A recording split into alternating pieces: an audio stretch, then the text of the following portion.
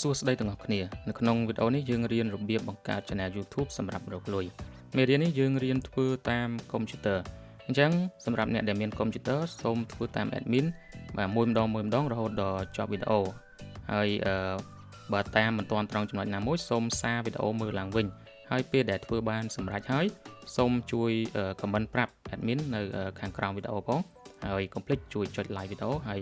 subscribe ដាក់រូបកណ្ដឹងដើម្បីទទួលបានវីដេអូល្អៗមេរៀនល្អៗជាច្រើនទៀតពី admin អូខេឥឡូវយើងចាប់ផ្ដើមទាំងអស់គ្នាទី1យើងចូលទៅ website របស់ YouTube មកបាទបន្តមកទៀតនៅជ្រុងខាងស្ដាំដៃបាទនៅគៀនខាងលើហ្នឹងបាទយើងចុចទៅលើពាក្យ sign in បាទពេលដែលយើងចុចលើពាក្យ sign in ហើយវានឹងចេញផ្ទាំងមួយឲ្យយើង log in ចូល Gmail នេះសម្រាប់អ្នកដែលគេមាន Gmail ស្រាប់ឧទាហរណ៍ថាយើងអត់មាន Gmail ទេអញ្ចឹងយើងចុចលើពាក្យថា create account បាទហើយយើងជ្រើសរើសយកពាក្យថា for myself មានន័យថាយើងសម្រាប់ប្រើផ្ទាល់ខ្លួនរបស់យើងបាទចុចលើវាមកវានឹងចូលផ្ទាំងមួយទៀតឲ្យយើងវាយឈ្មោះរបស់យើងចូលអញ្ចឹងយើងវាយតករបស់យើងឧទាហរណ៍សុកបាទហើយយើងវាយឈ្មោះយើងឧទាហរណ៍ថារតនាការបាទបន្តមកទៀតយើងចុចទៅលើពាក្យថា create new Gmail address ដើម្បីជ្រើសរើសយកអាស័យដ្ឋាន Gmail ទុកប្រើប្រាស់បាទអញ្ចឹងជាទូទៅគេយកឈ្មោះយើងបូកចូលគ្នាដល់សុករតនាការវាស្ដាប់ទៅរៀងផ្លូវការ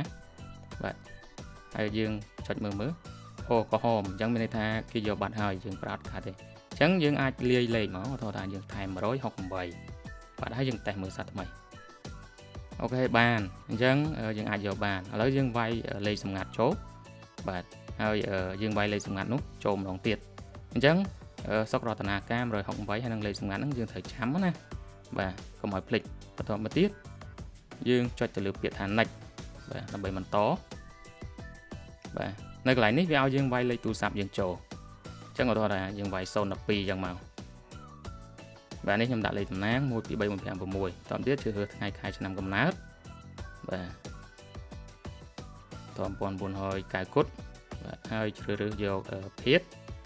បាទជ្រើសរើសភេទហើយយើងចុចលើ next ដើម្បីបន្ត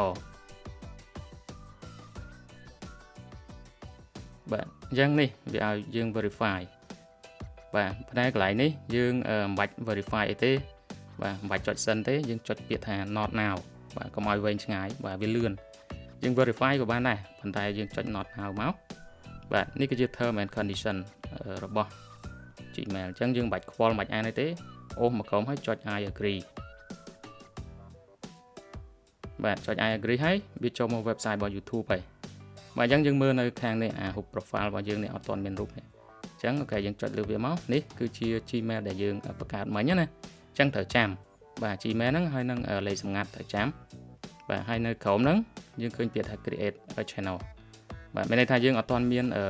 channel ទេអញ្ចឹងយើងចុចលើវាមកតាមទៀតចុចលើពាក្យថា get started បាទនៅកន្លែងនេះគឺមានជម្រើស2បាទខាងឆ្វេងដៃគឺជាឈ្មោះ channel ដែល YouTube វាបង្កើតឲ្យយើងស្រាប់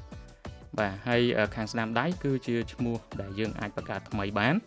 បាទអញ្ចឹងជាទូទៅនៅក្នុងមេរៀននេះគឺយើងរៀនបង្កើតខាងស្ដាំដៃព្រោះវាទូលំទូលាយជាងយើងអាចបង្កើតសម្រាប់ business សម្រាប់ឈ្មោះអីផ្សេងៗបានទូលំទូលាយច្រើនជាងណាអូខេអញ្ចឹងយើងអាចជ្រើសរើសយកខាងស្ដាំដៃយើង select យកមកបាទ select លើវាបាទកន្លែងនេះគឺតម្រូវឲ្យយើងវាយឈ្មោះ channel របស់យើងឧទាហរណ៍យើងវាយថា cooking with រតនាការអូខេអញ្ចឹងពេលដែលយើងដាក់ឈ្មោះ channel របស់យើងដាក់អីដាក់ទៅប៉ុន្តែសូមដាក់ឲ្យវាស៊ីជាមួយនឹងប្រធានបទរបស់យើងឧទាហរណ៍យើងនិយាយពីចម្អិនម្ហូបយើងគួរតែដាក់ឲ្យមានពាក្យថា cooking អញ្ចឹងទៅបើយើងនិយាយពីឡានគួរតែមានពាក្យឡានពីអីអញ្ចឹងទៅអូខេបាទអញ្ចឹងយើងបន្តមកទៀតយើង tick នៅកន្លែង I understand ហ្នឹងហើយយើងចុចលើពាក្យ create ដើម្បីបង្កើត channel របស់យើងបាទយើងចុច create ហើយវា load អូខេយើងបង្កើតបានហើយ nice work ណាអូខេអ្វីដែលយើងត្រូវធ្វើបន្ទាប់អូសវាមកក្រោមតិចមកហើយយើងដាក់រូប profile របស់យើងចុចលើ update picture មកបាទហើយចុចជ្រើសរើសយករូបភាពរបស់យើងអូខេនេះរូបថតបន្តយើងដាក់រូបថតរបស់យើងទៅបាទបានហើយណាហើយអូសមកក្រោមទៀតកន្លែងនេះគឺយើងនិយាយ about បាទយើងពិពណ៌នាអំពី channel របស់យើងអត់ថត channel របស់យើងនិយាយពីអីអញ្ចឹងយើង welcome មក ហើយយើងទៅសេមកថា channel របស់យើងនិយាយពីរឿង cooking ពីអីចឹងទៅណាឲ្យគេចុច subscribe ហើយបាទ thank you គេចឹងទៅបាទអានេះខ្ញុំនិយាយកាត់បន្តទៀតអូសមកក្រោមកន្លែងនេះគឺយើងដាក់ website អានេះករណីបើសិនជាយើងមាន website យើងវាយបញ្ចូលមកបាទតែបើសិនជាយើងអត់មានទេមកលងចោលកន្លែងនេះយើងដាក់ Facebook បាទ profile របស់យើងបាទហើយមានTwitter អីតែមិនបាច់ទេយើងចុច save and continue មកបាទហើយយើងចុចអានេះកុំឲ្យញ៉ៃញ៉ៃបាទបន្តទៀតយើងចុចលើ customize channel ដើម្បីដាក់ profile រូបភាព cover របស់យើងបាទឬក៏យើងអាចចង់បដូរ profile អីគឺយើងចូលឡើងនឹងចុចលើ branding មកបាទនេះចុចលើ upload បាទអញ្ចឹងយើងជ្រើសរើសយកឧទាហរណ៍នេះជារូប cover របស់យើងណាបាទហើយបន្តទៀតយើងចុចដានមកទៅមើលវាចេញមិននេះអូខេវាចេញហើយណាបន្តទៀតចុច publish បាទប៉ុណ្ណឹងគឺអូខេបន្តទៀតយើងចុចទៅលើ profile របស់យើងហើយចុចលើពាក្យថា your channel បាទអូខេបាទអញ្ចឹងយើងបានហើយនេះគឺជារូប cover របស់យើងហើយរូប profile របស់យើងហើយកន្លែង about នេះគឺកន្លែងដែលយើងសរសេរ welcome គេហ្នឹងបាទយើងបានហើយយើងចុច home មកវិញមកបាទអញ្ចឹងយើងបានហើយ channel មួយស្អាតបាទហើយទាញមកក្រោមកន្លែងនេះគឺយើងអាចចុច upload វីដេអូបានហើយអូខេបាទអញ្ចឹង channel របស់យើងបង្កើតរួចស្រេចអញ្ចឹងយើងអាច upload វីដេអូបាទឲ្យគេមើលបានហើយណាអូខេអញ្ចឹងនៅក្នុងវីដេអូនេះគឺចប់ហើយអ្នកដែលធ្វើបានបាទសូមជួយ comment ប្រាប់ admin ផងហើយបើសិនជាមានសំណួរអី